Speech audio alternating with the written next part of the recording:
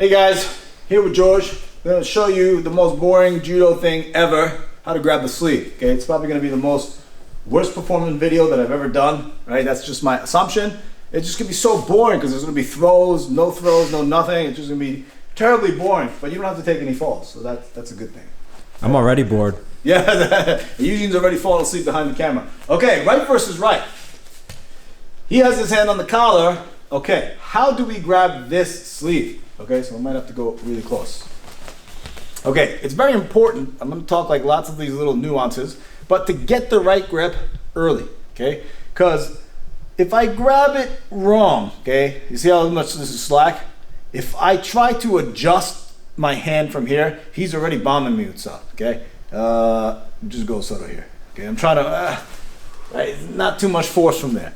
Okay, so based on what my intentions are, I'm going to grab it very differently. But generally speaking, I like to go over, collect the gi, pull the slack to the side. Okay, so that's sort of the first step. From here, look, I fold and then regrip. So now, once I have this handle, I turn my hand and there's a tight tension across the bicep here. Okay, if I release this hand, you see this handle? I'm pushing this handle with my hand. Okay, so I'm pushing. As opposed to a lot of the beginners I see, when they grab the sleeve, they grab down here like this and pull. Okay, so now there's a lot of tension on the fingers. If we rotate here, right, see how I'm, right? You see, if I'm pulling in this direction, there's tension on these fingers. I don't want that, okay? I really wanna pull my gi to the side, collect, so notice there's sort of this double fold here in the gi, and then I wanna pin this hand downward toward the elbow, and I wanna have pushing strength into this arm here, okay? So notice the tension runs in this double fold all the way up his shoulder. So now once I grab this lapel, right, the tension continues throughout his shoulder, and now this is very, very, very powerful, okay? Not only am I pushing this hand, I'm leaning into this elbow here, okay? So now sort of have this tabletop core tightness situation. So now anytime George wants to throw me in this direction, okay, it's very difficult because I'm just straight up leaning into this arm, okay? This is a very, very nice way to sort of grab the sleeve. This is one of my favorite ways, okay? Sometimes George grabs a little bit higher in the collar. It's a little bit harder now because my hand's a little bit higher, okay? It's not sort of in the optimal range of motion to be able to create this sort of post on the bicep sleeve here. So now I want to change my intention to getting rid of this hand. I want to cut this hand off. Okay, but if I go from here, release, and then down to the sleeve here, this is a good opportunity for George to go for a big turn throw. Okay, so once I have this hand secured and there's a little bit of tension here, look, I put the chin over this hand. So now I'm at the end of this lever arm. If he decides to turn on me, right, it's very difficult because the arm is extended. Can you go Soto here? Right, no. My head's pretty heavy. Okay, so once I secure here, look, I slide down this hand from the top side. Look, I collect, fold, and now I have this sort of, looks kind of like a pistol grip, but it's not, okay? And from here, look, I could rotate my shoulder, so now I'm in a much stronger range of motion with my tricep push, okay? The difference between pushing from up here and pushing from down here, I'm gonna be stronger in this range, okay? So now I have this sleeve, also sort of a pushing handle, and now from here, look, I can go coach and then try to cut this hand, okay?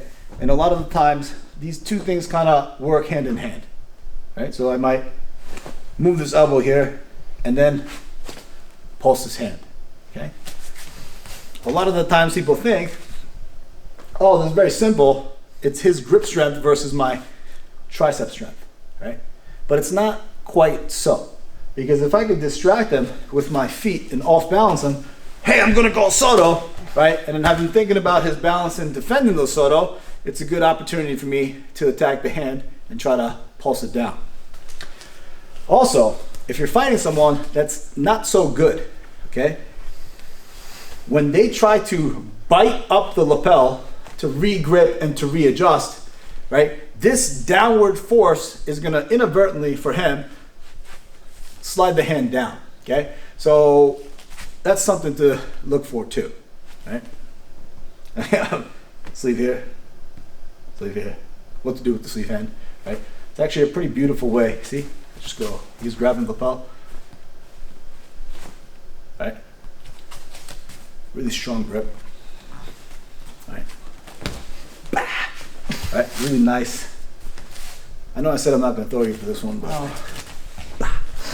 Okay, so this is a nice way to control the sleeve, lapel hand, pulsing it down. Sometimes, right, if he's grabbing high, and if the distance of his arm from his hand to his elbow, okay, is shorter than my range from here to here, you can just cut it off like this. But George has longer arms than I do.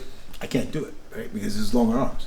But if I'm going with someone shorter, then I could probably just cut the hand off of this from here, okay, because there's sufficient tension and range for me to separate this hand from my lapel here, okay?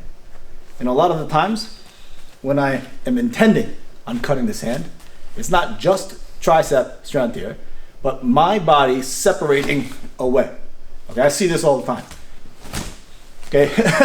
That's wrong, because you're not very strong this way, okay? Yes, George can shoulder press 100-pound dumbbells easily for like 20 reps, but you're much stronger on this plane, okay? So sleeve, right? Put the chin over the hand, adjusting, right? Look at the tightness of this grip on the sleeve. There's no space in this sleeve. You see, look, I can't put my finger into this sleeve. Bang! And then if he's reaching for this lapel, look, I could rotate my wrist and drive him forward, or bring my knuckles underneath for a soda, okay? And notice how tight this is here. Then look, I can bring shoulder underneath. Now I'm in a great place to, boom! Right? Bang, okay? See, this is another little trick too. When I'm controlling the sleeve fully, I could bring my thumb over his wrist, right? So now it's very difficult for him to rotate his elbow hand out and regrip. Even though this is not so good for him because he wants the lapel, right versus right, okay? But grab that sleeve, boom. In this case, look, I could go over and then tension this hand in, and I have one hand on in a way where he can't regrip my sleeve. And this is very good because when he forces this arm open, right, even I'm pushing down this way, look, I can open and then go kochi, and there's my timing for my big turn throw going in my dominant side. Bang! Okay? So that's the most boring judo video you've ever seen. Very nuanced. How to grab the sleeve hand. It's not the only way either. A lot of people do certain other things. I've seen guys do this. Going underneath here from the other side and then opening this way to create sort of a external rotation because they're Uchimata guys or something and they want to load them onto this hip. I've seen this kind of a thing, right? I've seen people who get out-gripped instead of going for the sleeve because the other person's so tall, going hand into the armpit and then driving this hand, right? But the concept is the same.